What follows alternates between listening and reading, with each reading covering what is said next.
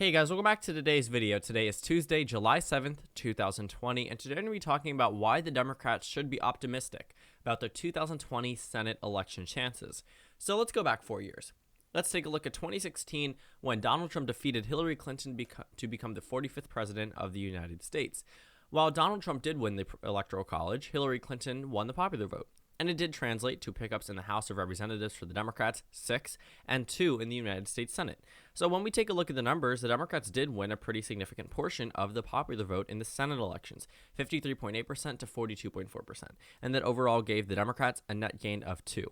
If we take a look at the states that were up, it wasn't exactly, too bad for the Democrats. If this was a map in this presidential election year, it would almost be absolute that the Democrats would be winning back the majority. If we take a look at Wisconsin and Pennsylvania, these are two races that were expected widely to go to the Democratic Party. Ohio was supposed to be competitive up until the last couple of months into the election. North Carolina was competitive. Florida was competitive. Arizona, not so much. Arizona wasn't really on the radar for the Democrats yet. But Missouri was a competitive race. Iowa had a competitive or supposedly competitive race until, the data indicated that it was supposed to be close. And then all of a sudden, right before the election, the Republicans took it away. But when we look at this map, it wasn't too difficult for the Democratic Party to win back the Senate majority. But if they aren't winning the presidency and, there's a lack of Democratic votes that they expected to carry, it is pretty important to note that they did gain 2 seats. While it was in states such as Illinois and New Hampshire, traditional Democratic states, they were still mildly competitive races. So in 2016, despite losing the presidential election, the Democrats gained didn't win back the Senate, but gained seats in the United States Senate. Let's take a look at 2012, another presidential election year. In 2012, the Democrats gained 2 seats, put them up to a 55 to 45 majority over the Republican Party. Back in 2008, it was even better. The Democrats had nearly 60 seats, an almost filibuster-proof majority at 59 seats to 41 for the GOP. And when I tell you this is probably the lowest point for the Republican Party in the past couple of decades, to say the least. In 2010, the Republicans won back a couple of seats. 2012, it went back to the Democrats pretty substantially. And then in 2014, it officially flipped in Republican control.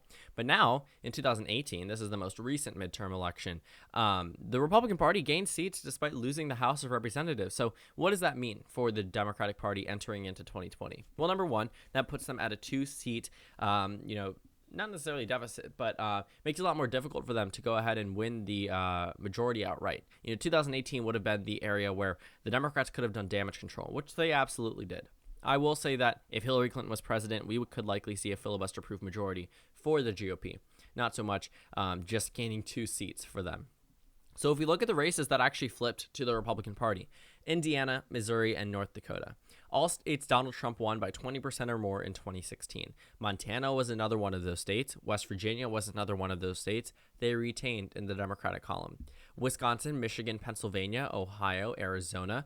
These are all states that voted for Donald Trump in 2016 that went to the Democratic Party or retained in the Democratic column. So despite, Donald Trump winning some of these states, the Democratic Party held on strong. Okay, just because they lost some races, and I'm not making excuses. This was a not necessarily completely winnable, but winnable Senate majority for the Democrats. They could have, pushed over some of their Democratic senators, even though it may have violated some of their own personal morals, made them vote a certain way. That way it would be harder for the Republicans to attack them, most notably Claire McCaskill in, North Dakota, or Heidi Heitkamp in, Missouri for Claire McCaskill and Heidi Heitkamp for North Dakota, Joe Donnelly in Indiana. And the one surprise was Bill Nelson's loss. Rick Scott was a popular governor, don't get me wrong, but Bill Nelson was also arguably a popular senator. And, I will say that the governor election was a bit of a surprise for all of us. The Senate election was also a bit of a surprise. It was a very close race, and I mean very close race, 50.06% to 49.93%. So it was very narrow, a margin of 10,000 votes in a state that had almost, 10 million votes. So looking at the races itself, the Democrats did do a pretty good job given the map that they had. They could have very well lost a number of other states, and they actually made 2 gains in Nevada and Arizona. So as we enter into 2020, working with the same type of generic ballot numbers that we saw in 2018, the Democrats won back the House of Representatives. It is important to note that in 2016, the generic ballot was tied. In 2012, the generic ballot was tied. So despite the Republicans winning back the House in 2010, they did not ride that energy into 2012. But we are seeing the Democratic Party absolutely ride the energy from the midterm elections. The 2018 midterm elections turnout rivaled, numbers that we saw in presidential elections. That did not happen when Republicans won back the House. That did not happen when Republicans won back the Senate. The only time Democrats do extraordinary is when turnout is at an all-time high, because this is not uncommon knowledge. There are more registered Democrats and more left-leaning independents than there are right-leaning independents plus Republicans in this country. The reason why Republicans do well on certain elections, if you take California's 25th special election for a perfect example, when turnout is low, especially amongst, just the entire area itself, Republicans tend to do better. And that just comes as a result because of the fact that Democrats don't vote. There are plenty of Democrats that voted just for Obama in 2008 or maybe in 2012, but didn't vote in 2016, didn't vote in any election before that. And they turned out to vote for the Democratic Party, and it looks like the Democrats are seeing those type of numbers now. If you look at party registration across this country, Democratic Party registration is increasing in certain areas, while Republican registration is increasing in states such as Minnesota.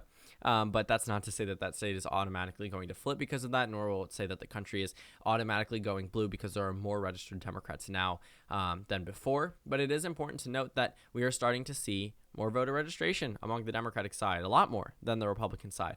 We are seeing energy on the Democratic side that, yes, the Republican Party may be more enthusiastic for Donald Trump, but the Democratic Party, I can guarantee, is more enthusiastic at getting out Donald Trump. And I don't think that's going to hurt Biden's campaign, because an enthusiastic vote and a non-enthusiastic vote are going to count the same regardless. So, yes, it may matter in terms of bringing out turnout, but I do think that the energy is on the Democratic Party side completely. I understand that Donald Trump may fill up rallies and may have, thousands of people there. But, Bernie Sanders did that same thing in the Democratic primary and lost. And I don't think crowd size really matters at this point, because you're putting someone at a health risk because you want to have a rally. I don't think that's safe for any candidate to do that. So I don't think crowd size is even going to matter. I don't think a convention bump is even going to occur this year, considering that it's more than likely going to be held virtually. Maybe not for the RNC, but if anything, it's going to not be too helpful to the people that do attend the RNC, especially given the fact that the Republican Party does mainly consist of older white men who, with nothing to do with race or gender, but it is a lot less safe for the older population to be out, especially with the pandemic going on compared to before, obviously. So besides that point, went off on a little bit of a tangent here. Let's go ahead and take a look at the 2018 popular vote as well. It is important to note that the Democratic Party, while losing 2 seats, won 58.4% of the popular vote compared to 38.8%. So the Democrats absolutely obliterated the Republican Party despite losing seats. I know it's surprising to see that it was, a seat change of 2 despite them winning 20% more of the vote than the Republican Party, but you have to take a look at the states that the Democrats lost. Indiana, Missouri, and North Dakota. These are states that really are Republican states at heart. They really had no reason voting for a Democrat again, especially after these Democrats had voted against Brett Kavanaugh or had voted for things on the Democratic side. It was easy pickups for the Republican Party. They didn't get it, though, in Montana. They didn't hold on to Arizona or Nevada. They didn't get it in West Virginia. So the Democratic Party did do pretty well. And the Democratic Party had a very substantial, popular vote margin. They did as well in 2016. So again, if we are working with the same type of, energy on the Democratic side and popular vote on the Democratic side, we could very well see a lot of these competitive races go to the Democratic Party. The good thing for the Democratic Party is that on this map that you're seeing, they are defending only 1 out of the 12 competitive races, that being the state of Michigan. 11 out of the 12 competitive races for 2020 are Republican-held seats, which means the Republican Party is going to have to do a lot of damage control. If Joe Biden wins the election, all the Democrats need is 4 out of the 12 competitive races, 33% win rate.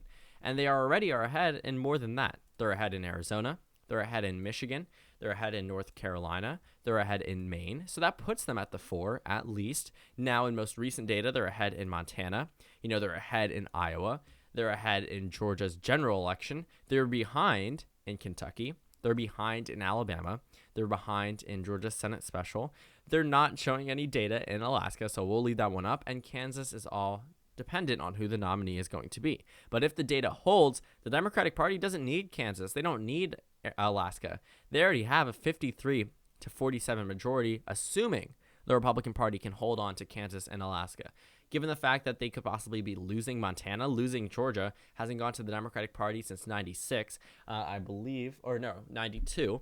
So if that was to go on the Senate level, that'd be pretty substantial. I do think the Republicans are probably going to narrowly edge out Georgia. I do think that the Democratic Party probably won't come to victory in Iowa yet until, more is entered into the race. Once we actually have more data, I do need to reanalyze the race. But looking at the races that are competitive, obviously the Democratic Party is at the advantage. They only have to defend 1 out of these 12 seats. So I do think that they should go into this 2020 Senate election being optimistic. I think they should be very they shouldn't necessarily expect a victory, but I do think that they should be, I guess you could say, cautiously optimistic about the 2020 Senate elections.